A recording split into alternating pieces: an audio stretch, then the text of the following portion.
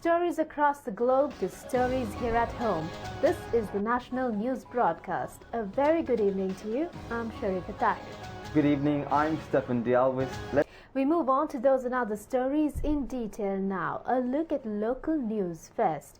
President Maithripala Sirisena says that entities who are against the process to impose a death penalty for drug traffickers are against the task of building a better country. The president made these remarks while addressing a religious ceremony held to present credentials to Most Venerable Galgodagama Sobhita Thera for being elevated to the position of Chief Sanganayaka of Uva Province.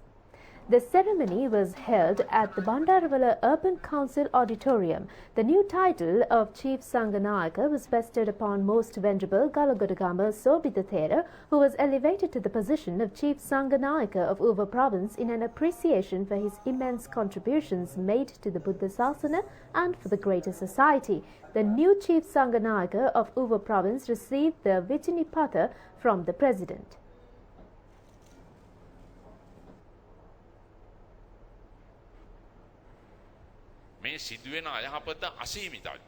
President Maithripala Sirisena said that the drugs prevention movement was commenced during the past few years due to many illnesses which occurred through this menace. He said that the future generations of the country should be secured from this issue. He added that 99% of the crimes have occurred due to drugs. He said that the inmates in prisons continue to engage in drug trafficking activities even though they have been sentenced to death penalty. The president said that certain elites in the country have taken steps to seek the support of the courts to stop the process of imposing death penalty, fulfilling the needs of the NGOs. He said that the US President Donald Trump imposed death penalty after 16 years. The president appreciated the honor of bestowing the Chief Sanganayaka of Uva Province title upon Most Venerable Galgodagama Sobhita Thera. He said that he has always carried out his duties within the national policy framework and the guidance he receives from Mahasangha.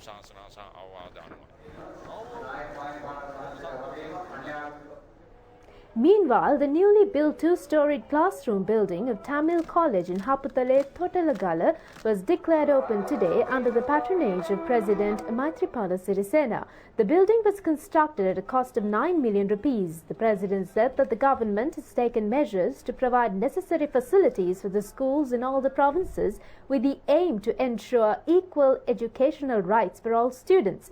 He emphasized that the children residing in estates should also be given a standardized education and provide job opportunities for them. The president also said that the concern related to the shortage of graduate teachers in the schools in the estate regions will be resolved after conducting discussions with the Ministry of Education and the Provincial Council. The 7,000 million rupees worth Metro Homes multi-storied housing complex in Slave Island was vested with the public today under the patronage of Prime Minister Ranil Wickremesinghe. The project was implemented by Ministry of Megapolis and Western Development. The multi-storied housing complex consists of 626 housing units and 120 shops. The low-income earning families in the surrounding areas received the housing units.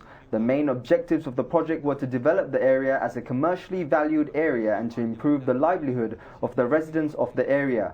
Tata Indian Company provided financial assistance for the project.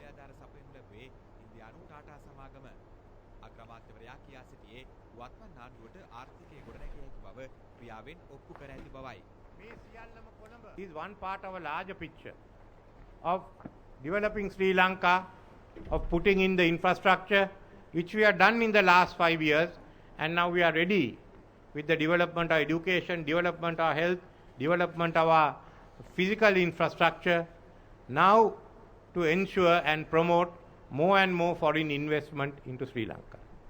So I will therefore like to thank the Indian government for all the help you have given us during these troubled times of, for instance, the Easter bomb blast.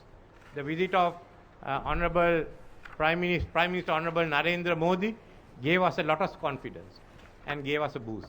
Sri Lanka, unfortunately, has gone through difficult times in recent past. Prime Minister Modi was the first international leader to visit Sri Lanka after the Easter attacks. He carried the message of solidarity and hope from the people of India to the people of Sri Lanka. Our bilateral ties have received a renewed momentum, with Prime Minister Modi visiting Sri Lanka thrice in a span of 4 years. India-Sri Lanka relations have seen landmark changes in the last 5 years, with substantial strengthening of economic pillar of the relationship. We have no doubt that Sri Lanka will bounce back in all its glory. This project is yet another manifestation of the confidence that Indian firms have in the Sri Lankan economy. Parliamentarian Mujibur Rahman and many others were present at this occasion. Meanwhile, the newly built bridge in Kadwala was vested with the public yesterday under the patronage of Prime Minister Ranil Wickremesinghe. The foundation stone for the bridge was laid in 1978 and the bridge was reconstructed with 2 lanes in 1986. The new bridge consists of 4 lanes and extends from Kadwala to Biagama. The bridge was built at a cost of 412 million rupees and the total length of the bridge is at 91.45 meters. General Secretary of United National Party, Minister Akila Viraj Karyavasan, says that an agreement was reached for a new alliance at the Working Committee meeting. He shared these views while speaking to the media after the Working Committee meeting. The Working Committee meeting was held under the patronage of Prime Minister Ranil Wickremesinghe at the Temple Trees today. Members of the Working Committee were present for the meeting. General Secretary of United National Party, Minister Akila Viraj Karyavasan, said discussions were held regarding the alliance. He said that all agreed for the proposal to form an alliance. The minister said that conflicting opinions were made regarding the proposal during the meeting and further discussions will be carried out to amend the proposal with the heads of the party. He added that a decision was made to sign the proposal with amendments on the 5th of August. The minister said that several main political parties have agreed to join the alliance and others have also agreed to join the alliance accordingly. The Gazette notification to convert the transport services, including railway services, into essential service was presented to the Parliament today. Meanwhile, views and opinions were shared on the 2,500 rupee allowance for the public sector employees in compliance to the budget during the parliamentary session. Minister Gayantha Karunatilaka presented the order issued through the number 2133/65 Gazette notification on July 27, 2019 in accordance to the declaration made by the President, citing to convert all transport services of passengers and goods into essential public services under the second section of the 1979 number 61 of Essential Public Service Act. Meanwhile, the condolences debate for the late parliamentarians Raja Samaranayaka, Abdul Mansoor and VK Indika was also held at the Parliament today. Minister Thalatha Koral says that the government has embarked on drafting new amendments to commercial laws and judicial reforms for the ease of doing business and investments in the country. She made these remarks at the launching ceremony of the Sri Lankan branch of the Chartered Institute of Arbitrators held in Colombo last night. European Chamber of Commerce in Sri Lanka partnered with the UK's Chartered Institute of Arbitrators to host the launch of the Sri Lankan branch of the Chartered Institute of Arbitrators. The launch was graced by Minister Thalatha Korala as the chief guest. British High Commissioner to Sri Lanka and the Maldives, James Doris, and Director General of UK's Chartered Institute of Arbitrators, Anthony Abrahams, were also present at this occasion.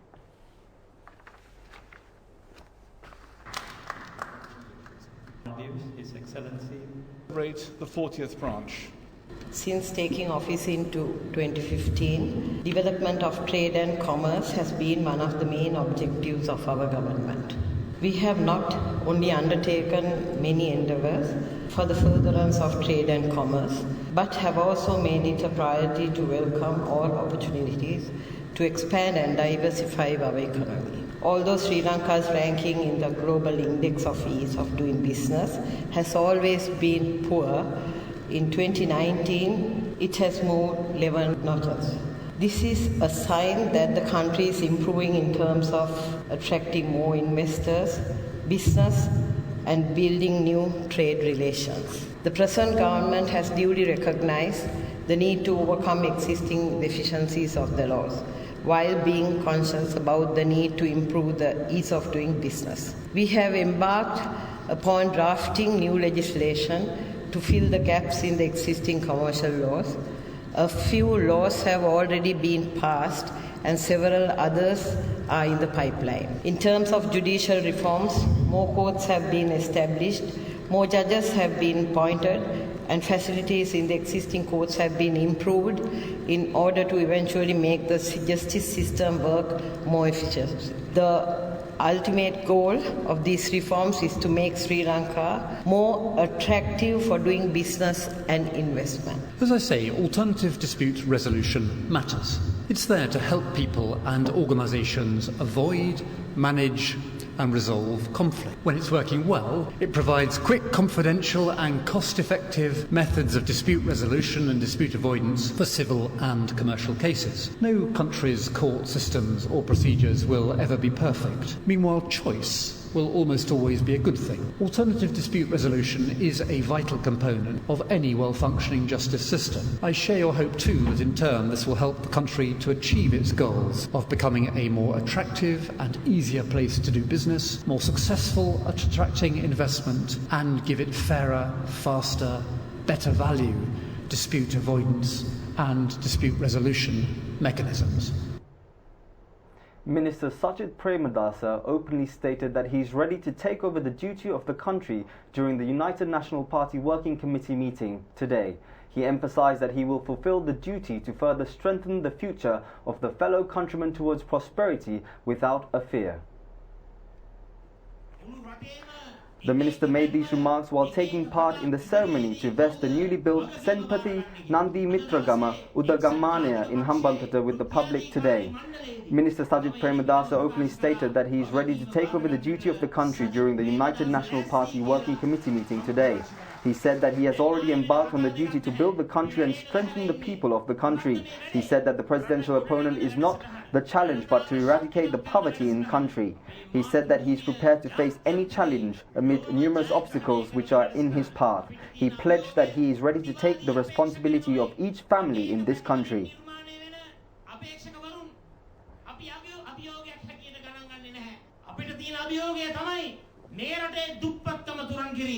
තරුණ පරපුරේ ඉරකියා ප්‍රශ්නයට විසඳුම් ලබා දීම මේ රටේ මධ්‍යම පන්තියේ අපේක්ෂාවන් සාක්ෂාත් කිරීම කවුරු මොන අභියෝග කරත් කවුරු මොන බහතක දැම්මත් කවුරු මොන ප්‍රශ්න දැම්මත් සජිත් ප්‍රේමදාස රැගේට ලැස්ති කියන එක මේ අවස්ථාවේ බොහොම වගකීමෙන් ප්‍රකාශ කරනවා ජාති ආගම කුලය පන්තිය ගෝත්‍රය තරාතිරම පක්ෂය පැත්තක තබලා අපි හැමෝම අත්වල බැඳගනිමු මම ඔබලට දියුරල පොරොන්දු වෙනවා මේ රටේ හැම පවුලකම අනාගත වගකීම එඩිතරව නොබියව ශක්ති සම්පන්නව මේ සජිත් ප්‍රේමදාස බාර ගන්නවයි කියන එක මම මේ අවස්ථාවේ ප්‍රකාශ කරනවා.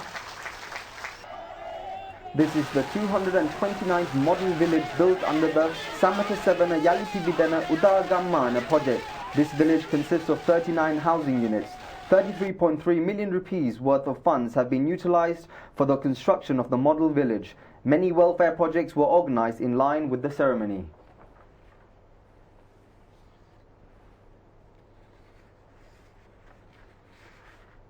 Speaker of the House, Karujayasuri, says that China has always been a great friend to Sri Lanka, with a helping hand extended during good times as well as worse times. The Speaker made these remarks during a reception held for the successful conclusion of visits of Sri Lankan parliamentarians to China initiative yesterday. The Chinese government arranged a program for the Sri Lankan parliamentarians to visit China to provide a training on social-economic development in China. The reception for the successful conclusion of visits of Sri Lanka parliamentarians to China was held under the patronage of Speaker of the House, Karujayasuri, and the Chinese ambassador to Sri Lanka in Colombo. Parliamentarians and Chinese envoys were present on this occasion. China and Sri Lanka are good neighbors.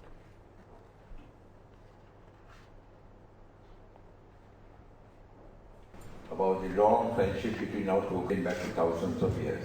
And now you can see, 54 years later, which I know, how China progressed is all due to good leadership, the vision, the discipline, commitment and hard work. And China has been friend to us during good times and bad times. That I must tell you. Whenever we have a disaster, whenever we have a problem, they are always there with a helping hand without us. They have come. Even Parliament, when during the Good Friday incident, for security, some of the security equipment were airplated to us without even us. So that is the sort of the friendship and the feeling that they have. So it is more than political. It's coming, the Eastern way and all that. So it's coming from the heart. The Parliamentary Select Committee to probe into the Easter Sunday attack was convened at the Parliamentary Complex this evening. The recording of statements was carried out from 1 p.m. to 5 p.m. Statements were recorded from Deputy Solicitor General Dileepa Peiris, Deputy Solicitor General Asad Nawab, and Acting Director of Terrorist Investigation Division Veerathunga Arachige Jaga. The next recording of statements will be held on August 6th. Prime Minister Ranil Wickremesinghe and State Defence Minister Ruwan Wijewardena expected to be summoned to record their statements during the next hearing. The Attorney General's Department says that the number of solved court cases under the instructions of the Attorney General's Department has been increased this year compared to the previous year. This was stated in accordance to a report issued by the Attorney General's Department. Accordingly, 673 additional cases have been completed this year up to now than in 2018. Additional 357 cases filed in the High Courts have been completed on the instructions of the Attorney General's Department during this year compared to the previous year. Also, additional 281 cases have been completed this year than last year by directing instructions to the police.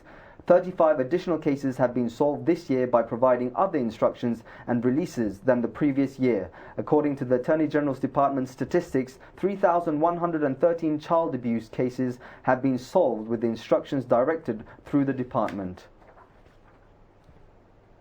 The ancient ritual of the cutting of the cup, also known as auspicious post of the historic Asala Perahera festival in Kandy, was held at the auspicious time 4:33 a.m. today. The cutting of the auspicious post ritual was held under the patronage of Basnayaka Nilame of Mahavishnu Devalaya in Kandy, Mahendra Ratwata. This ritual has been continuously carried out for the last 300 years. The cup was paraded upon the Mangala Taska and offered puja at the Alut Nuvara Dadimunda Devalaya before parading to the Vishnu Mahadevalaya in Kandy. Subsequently, the cup was presented to the four Mahadevalaya in Kandy at an auspicious time this evening. The cup planting ritual and the related rites and rituals to commence the Perahera is scheduled to take place tomorrow. The Kandy Perahera will commence on the 5th of next month and ends on the 14th with the conclusion of the Randoli Maha Perahera.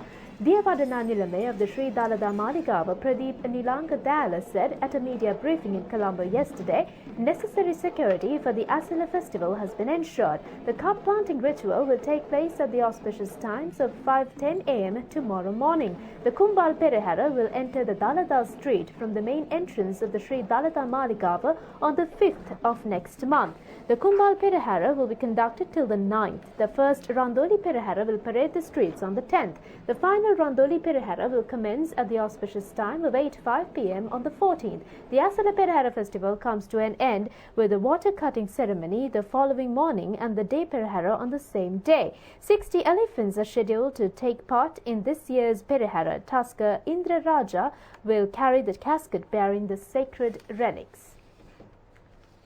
Now let's have a look around Asia in 1 minute.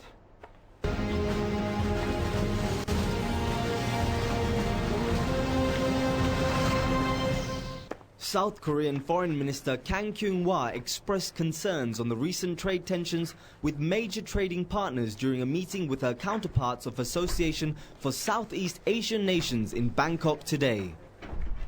Taiwan's president rebuked China today over its decision to ban individual travel permits for Chinese visitors to the self-ruled island, saying the move aimed to manipulate presidential elections in January. This year's 7th Typhoon Waifa landed in coastal regions of Wenchang, Hainan at around 1:50 a.m. today, with the maximum wind intensity of scale 9 at the center and the lowest air pressure of 985 HPA. The second Malaysian-born giant panda finally has a name, Yi Yi, meaning friendship. The 19-month-old female panda cub's name was announced at a ceremony today at the Giant Panda Conservation Centre in Kuala Lumpur, with China's ambassador to Malaysia, Bai Tian, in attendance.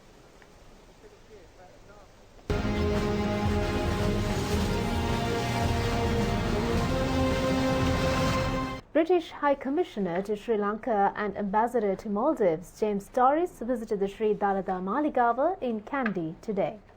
During his visit, the British High Commissioner engaged in religious rites at the Sri Dalada Maligava. He visited and invoked blessings from Chief Incumbent of Malwata Chapter, Most Venerable Tippatuave Sri Sumangala Thera. Subsequently, he visited and invoked blessings from Chief Incumbent of Askiri Chapter, Most Venerable Varakagoda Jnanaratana Thera.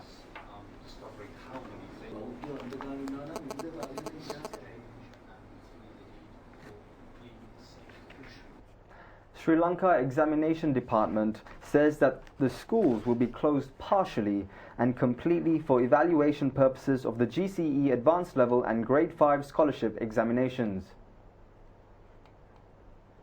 Schools will be closed under 3 stages for the evaluation of the answer scripts of the GCE Advanced Level examination. Under the first stage, 12 schools will be completely closed and 26 schools will be partially closed. 8,466 teachers will participate in the process under 498 evaluation boards. These schools will be reopened for the new term on September 16th. Evaluation of the answer scripts of the Grade 5 scholarship examinations will be carried out in 39 schools from August 15th to 20th. 4,976 teachers will participate in the process under 436 evaluation boards. Disaster Management Centre states that many have been affected from the dry weather condition prevailing in 20 districts in the country. Drinking water problem, damages to crops and forest fires have contributed to the prevailing condition. Most of the people residing in Jaffna, Kilinochchi, Mullaitivu, Mannar and Vavuniya have been affected from the dry weather condition. Residents of Eastern Province and several other districts have also been affected from the existing weather situation. A total of around 600,000 people have been affected from this condition, while 150,000 people have been affected with drinking water problems. Relief measures have been taken through joint initiatives by Disaster Management Centre, National Disaster Relief Centre, District and Divisional Secretaries, Water Resource and Water Supply Board and Graminila. The Disaster Management Centre said that 600 water bowsers and 15,000 water tanks have been utilized to provide water for the affected areas. Meanwhile, farmers in Anganukula Palasa, Muruvasihena and Denia Ekaka areas have engaged in a protest yesterday, stating that 2,000 acres of cultivated paddy fields are in the verge of being destroyed as the relevant authorities have stopped providing required water supply for their cultivation. A 10-acre grass cultivation in Rotavava Junction zone in Mineria National Park has been destroyed due to a fire. The fire has spread due to the prevailing drought condition and the strong winds in the area. Mineria Police, Sri Lanka Army personnel and residents of the area extinguished the fire jointly. And before we wind up, a quick look at the weather. Met Department says that the several spells of showers will occur in Western and Sabaragamu provinces and in Galle and Mathura districts. The Met Department further added that showers or thunder showers will occur at several places in Eastern, Uva and Central provinces and in Polonnaru district after 2 p.m.